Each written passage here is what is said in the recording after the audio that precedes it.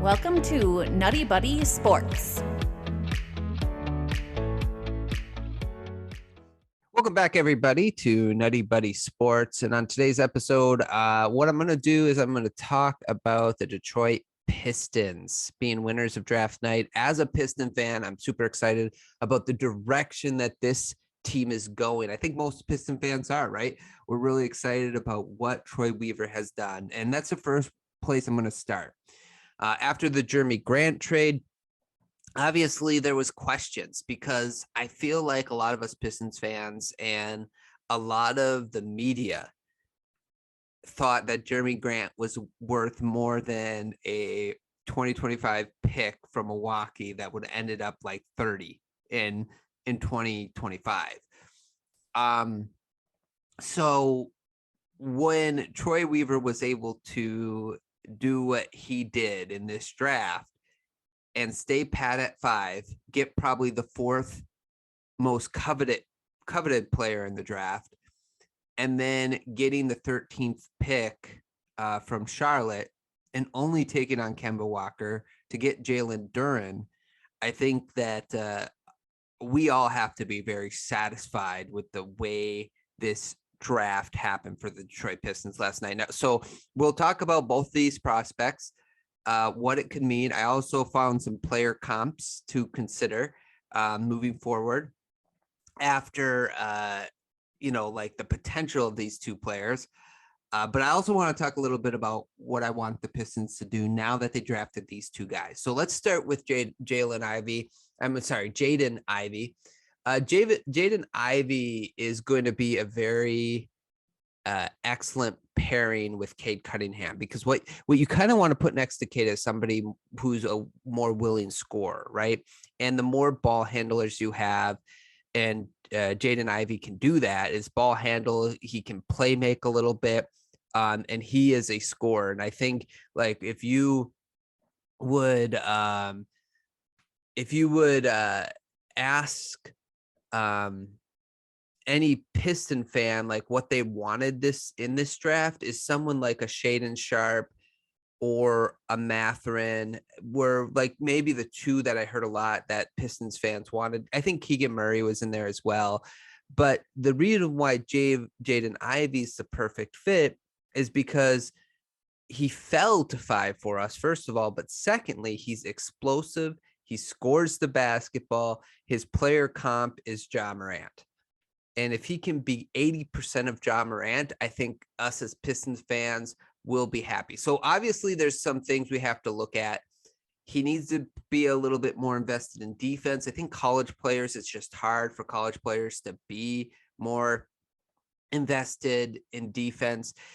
But that's one thing that I'm looking to see him improve on. The other thing is obviously the shooting from range. He has to develop more of a shot from range, which I think when players that work as hard as Jaden Ivey, I think he'll be able to do that because he'll be able to practice more and focus more on his craft of basketball, versus like splitting time between school and basketball. So what are some of the numbers from this guard from Purdue?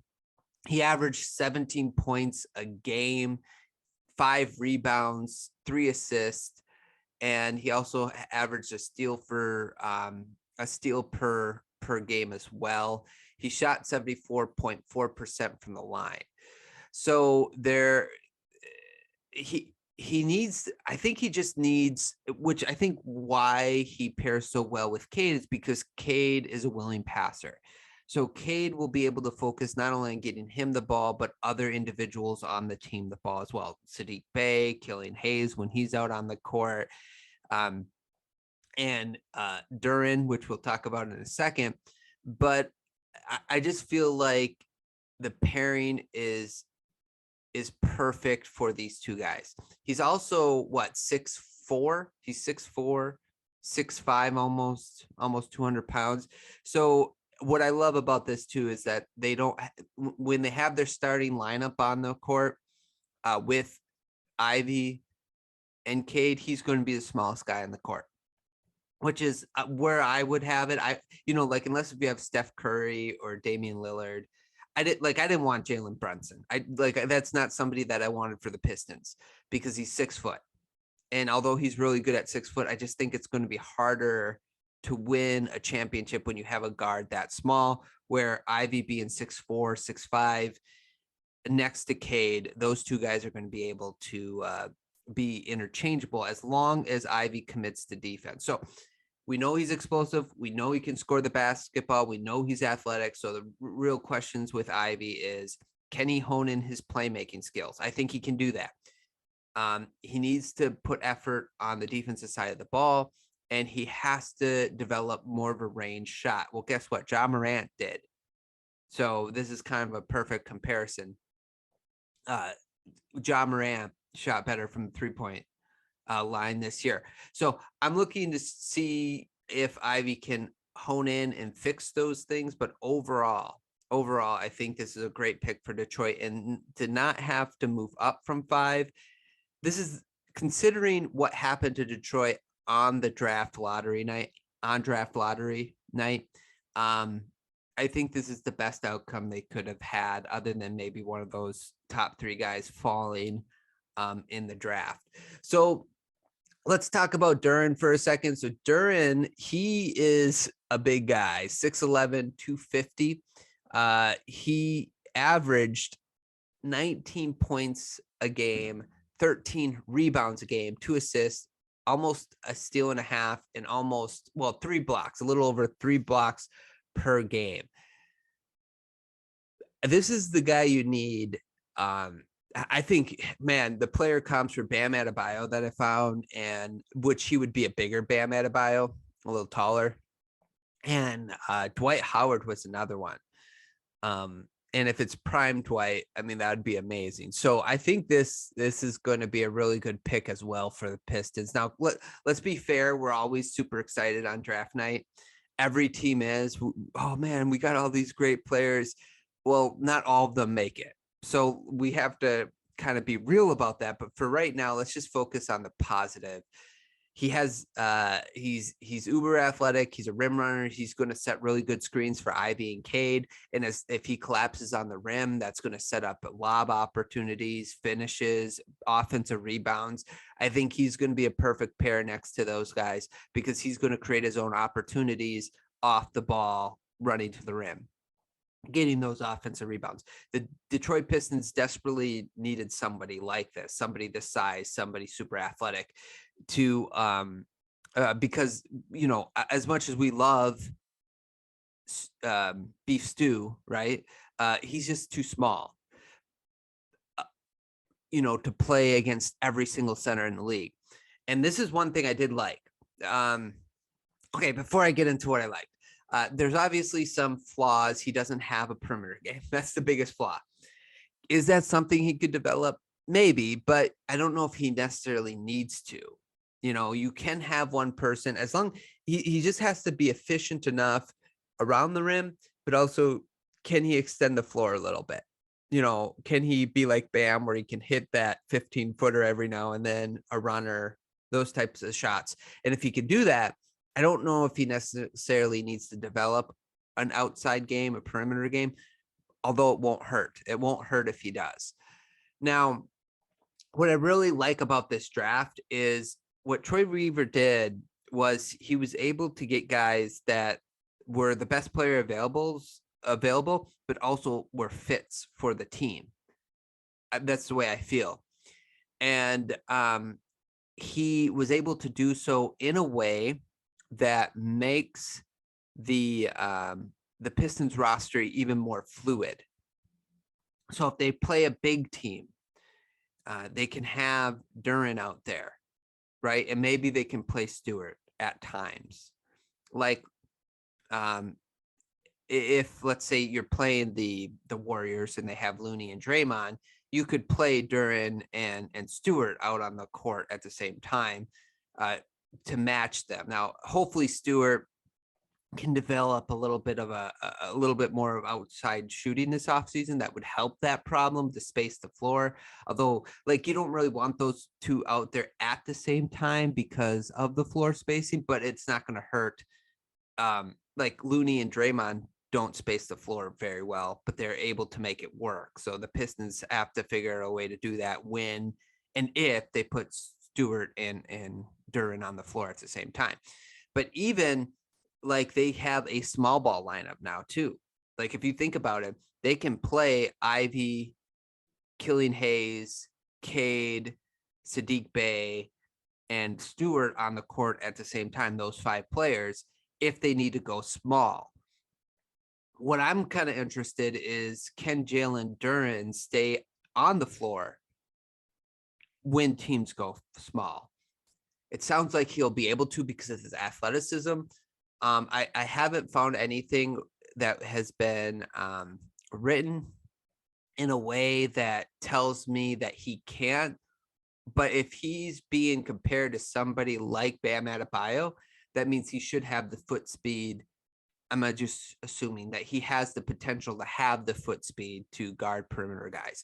So even Duren, if he does, he can be out there during small ball, and you'd probably rather have him out there versus Stewart because of how big he is, if he can stay out there when people put small ball lineups out there. So either way, I think the Pistons are really well off. You could now see them maybe trading Killian Hayes or just keeping him as like their 6th man that leads the second unit on the basketball court, like that second unit, and then they can go small with him if they need to as well. So overall, the Pistons, to me, winners of draft night, one of the winners of draft night. But as a Piston fan, I can't wait. I can't wait to watch this team every night. If the potential's there. It's one thing I will say, there is a lot of young teams that I'm super excited about to watch, but the Pistons are definitely one of them because they're obviously my team. So let's switch gears for a second. Let's talk about what I want now since the draft is over. As a Piston fan, let me tell you what I'd like them to do in free agency real quick. Okay, let's talk now about the Pistons' future moving forward. So I have pictures over here, and these pictures of the player, Cade Cunningham, Sadiq Bey, Jalen Duren, and Jaden Ivey. Those are the 4 players that the Pistons should focus on.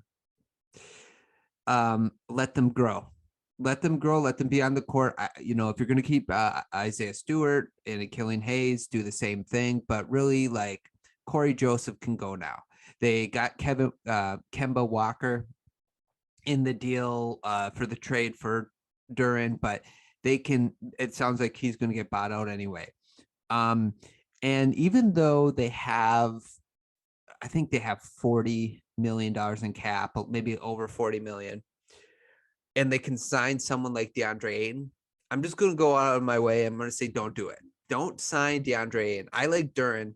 Duren is going to be a cheap center that you could play for the next 4 years at a cheap contract that, if you let grow in that position, could end up being a really good center for you for years to come. Ayton is going to stunt his growth.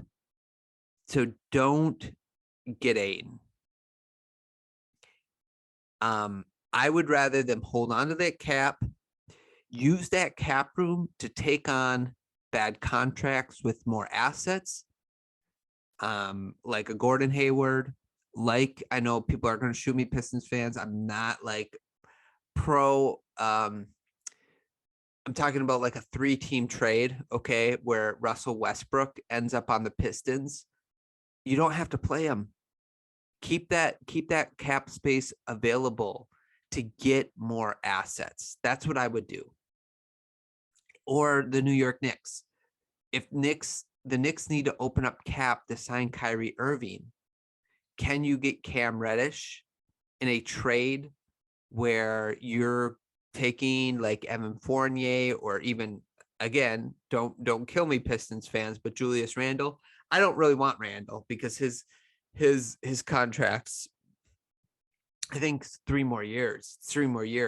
Although I think any contract in the NBA is tradable.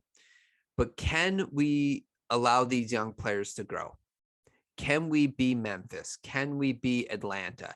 Do we have to make a big move and get DeAndre Ayton when we just drafted Jalen Duren?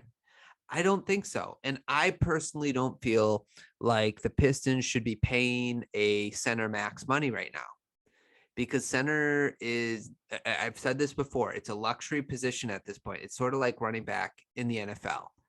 Um, you don't pay running backs. You shouldn't be paying centers unless if it's a top 3 center in the league. And right now that's Bam Adebayo, that's Jokic, and that's Embiid. Those are the 3 best centers in the league. Those are the only 3 centers that you should be paid. Ayton has played with Chris Paul the last 2 years. His numbers are up. That's great. But I love Cade. He's not Chris Paul yet. And I don't know if he'll ever be as good as a player as Chris Paul. Chris Paul is a very unique basketball IQ through the roof. He sets his team up very nicely. It's not that Cade can't do that. He puts players in the best position for each player. I'm not saying Cade can't necessarily get to that point, but right now, I would rather let these 4 guys grow, see what you have, hit free agency hard next year, take on expiring contracts and people that you might be able to buy out, and collect assets moving forward. Next year, Victor comes out. Victor, I'm not even going to try to pronounce his last name, but he's a French guy. He's 7'3". He would be an interesting guy for the Pistons to target. Have one more bad year, but it's not going to be like bad. It's going to actually be super fun this year, guys, because of the young players we have. I think we're all going to enjoy watching the Pistons play. Now, along with Ayton, I don't want them to go after Brunson. I don't want them to go after Colin Sexton. Both those guys to me are 6 men. There's 6 men. I don't want 6 men on this team right now. We will eventually need a 6 man on this team, but not right now. You don't need it right now. And also, there's another, Bridges. I don't want Bridges. He shot 33% from 3 last year. So if I'm the Pistons, I'm very happy with the way this offseason's going. Keep your cap space open. Allow that cap space to be used by other teams. Build this roster. Let these young players grow. Let them grow. And next year, make the push. I think next year they could definitely be in the play-in game. Not this coming year, but next year they could be in contention for the play-in tournament, because if you let Ivy, Cade, Bay, and Duran grow this year, and then you add another piece in next year's draft plus free agency, I think this is going to work out for the Pistons. There are free agents I'd like to see the Pistons go after, just for 1 year, 2 year prove it deals. I'd like Mo Bamba. If he's going to be a free agent and you can get him for 10 million to 10, 15 million, you can do a 1-and-1 team option for next year. I would love for them to do something like that, because again, Mo Bamba can play like a stretch 4 if he has to in certain situations. He's a good role player. He's not going to stunt Jalen Duren's growth because he doesn't have to start, right? He doesn't have to play 40 minutes a game. And Duren and Mo Bamba can be on the court at the same time. Not that you want to do that, but I'm saying they can be, because Mo Bamba can stretch the floor in ways that Ayton can't right now. So that's how I feel about the Pistons. I wouldn't be surprised if the Pistons, if they do go after Ayton, could Duren be part of that sign and trade? I'm a little nervous of that, because I actually like this Duren guy. He sounds pretty awesome. So listen, guys, the Pistons did excellent draft night. I'm really excited to see what they do moving forward. I'm going to trust in their process. If they get Ayton, I'm going to be okay with it, because they have all these young guys. I just don't know how he fits with Duren, and that's what concerns me the most.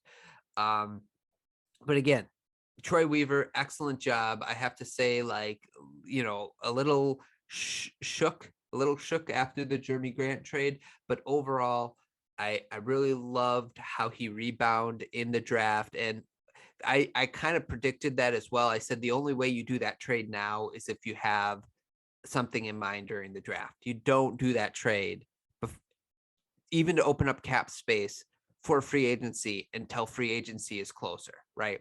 So this was a draft move.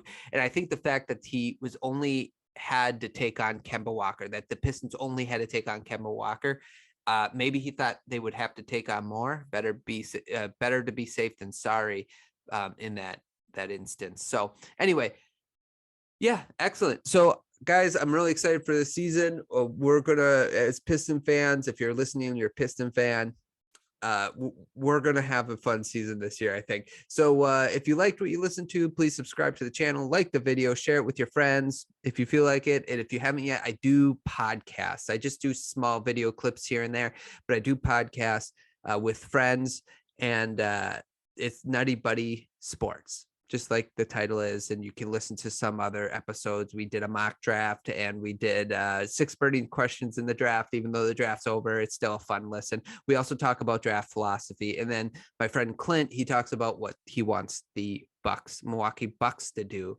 in this off season coming up. Thanks so much for listening, guys. Thanks so much for listening. I hope you guys enjoyed. I'm just super excited. I'm sorry, my voice, my words are all over the place. I hope you guys enjoyed. We'll talk to you guys soon.